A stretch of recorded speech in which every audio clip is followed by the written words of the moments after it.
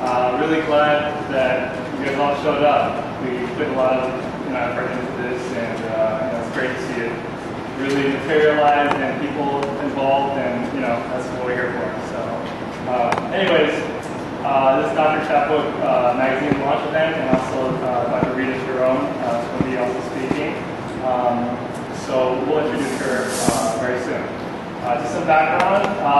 Also, by the way, if anybody can't hear, please don't hesitate to let us know, because there's a vent in the back and everything. But I'll try to speak up, and if you're going to be speaking at all, also just try to project over the vent.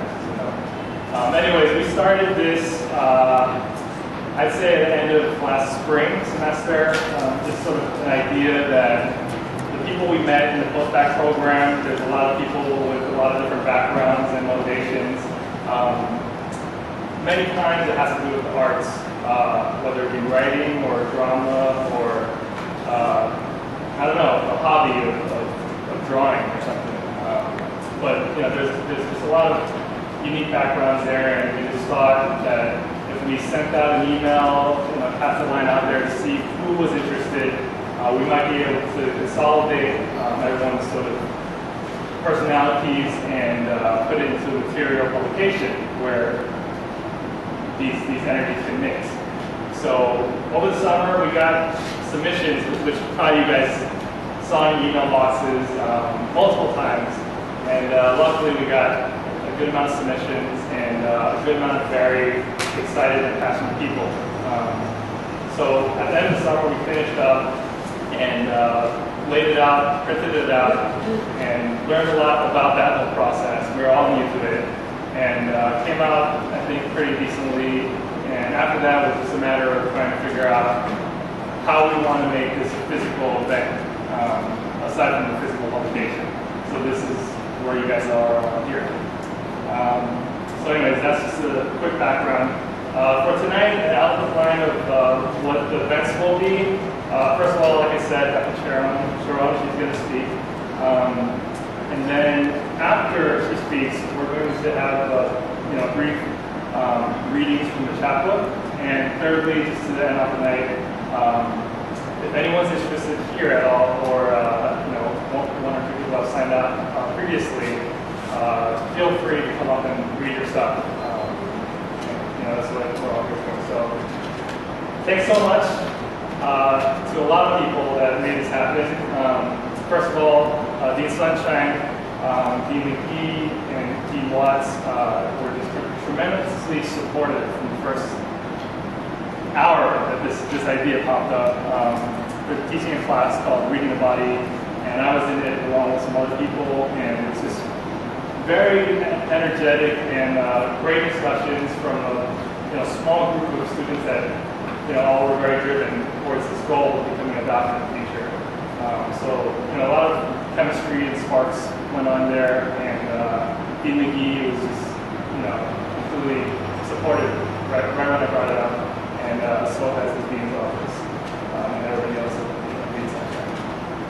So also printing, there's a lot of logistics there. In the end, we got funding from the dean's office, so we'd like to thank them on that.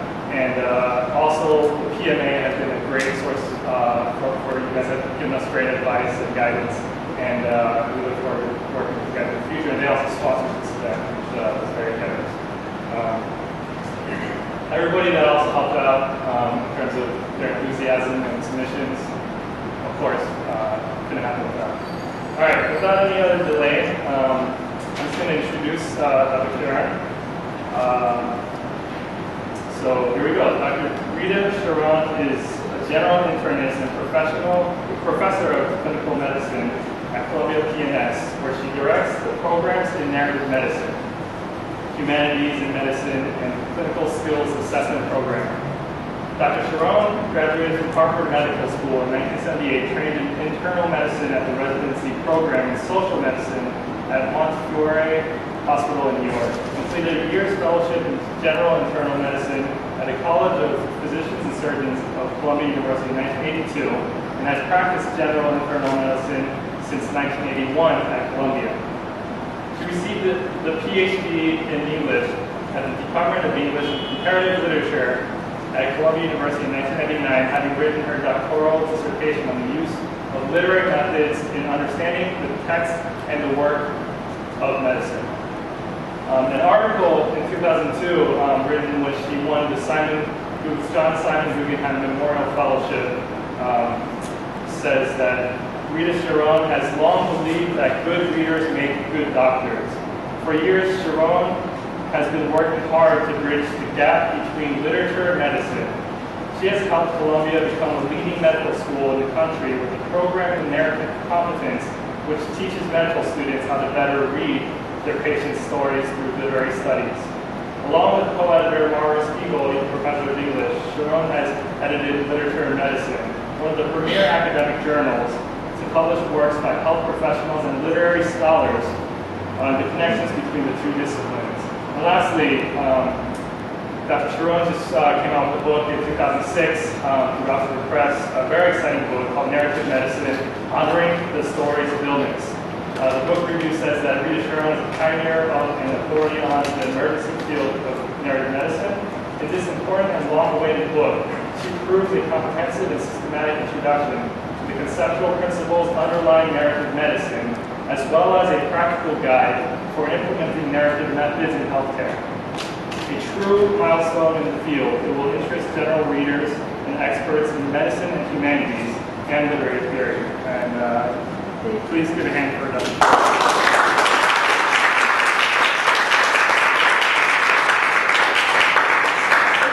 It's really very much an honor to be here as you start this pioneering work. It is pioneering. It's not all students who want to be doctors. It's not all doctors who want to be better, who understand the centrality of the imagination. We're getting better, but it is still the pioneers who understand the deep and powerful connection between the ability to represent in language or in visual terms what it is that one witnesses in the world, and that person's ability to take care of sick people is becoming clearer and clearer. And by now there are quite a number of medical schools who include training in creative work, in reading, in writing, a few now in visual arts, and who understand that these things are not just, recess. It's not recess. Instead, these are means by which we can develop the skills and the capacities that are required in order to take care of sick people. My husband came with me tonight, very close. He graduated from the School of General Studies, and so I wanted him to come with me to see where his school has come. The school is boasting, but I'm not going to go on for a long time, but I want to say a little bit about why it helps for doctors to write, and for all of us to increase our skills in representing what we go through. There's lots and lots of reasons why anybody would keep a journal or write long letters to their sister or try to get a short story published in the New Yorker. And I think the goals or the desires are a little different among us, and it's not just medicine, it's doctors, nurses, social workers, chaplains, physical therapists who are doing this kind of work with us.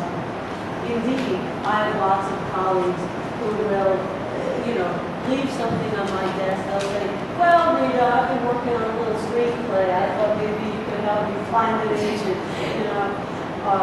or a resident who wrote something in the course of being on the boards with me, and then who sends it over and says, well, what do you think? Should I submit it to the Annals of Internal Medicine? And that doesn't appeal to me all that much, because the point of this kind of work that you've inaugurated here is not so much to buff one's CV or to be a published writer. But that's fine, and I publish a lot and I love it. But anterior to the desire for recognition or simply having readers, anterior to that is the realization that the writing enables us to know what we otherwise would not know. Now, those of you, forgive me, I'm a little croaky. Those of you who are writers before, who have always been writers, know that it's only as you find the language to contain your thoughts or sensations or impressions or recollections that you're able indeed to gain access to them. And so it's through this path that the effort of writing, and indeed it is a demanding, this is not something that you do trivially in your, in your off time, but rather something that demands a great deal